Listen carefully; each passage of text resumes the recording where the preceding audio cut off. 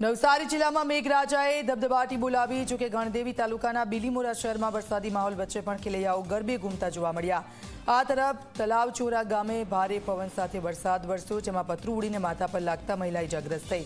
તો ચીખલીમાં પણ તોફાની વાવાઝોડાએ વિનાશ વિખેર્યો, જેમાં કન્યા શાળાના પ્રાર્થના સભાના પતરા ઉડી ગયા, સાથે સરકારી ગોડાઉનની દિવાલ ધરાશયી થતા ઘઉં ચોખાનો મસ્ત મોટો જથ્થો પલળી ગયો। ચીખલી તાલુકાના 15 ગામોને વાવાઝોડાની અસર થઈ। વીજ પુરવઠો પૂર્વવત કરવાના પ્રયાસો હાલ ચાલુ છે। તો બીજી તરફ વાવાઝોડાથી પ્રભાવિત ગામોની ધારાસભ્ય નરેશ પટેલે મુલાકાત લીધી અને પરિસ્થિતિનો તાગ મેળવ્યો।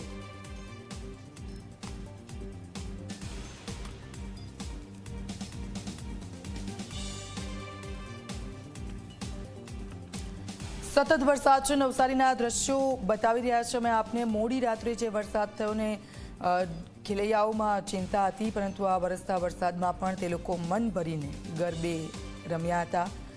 બીજી તરફ વરસાદથી ભારે પવન ફૂંકાયો અને તેના કારણે કેટલીક જગ્યાઓ પર છત પણ ઉડી ગઈ હતી।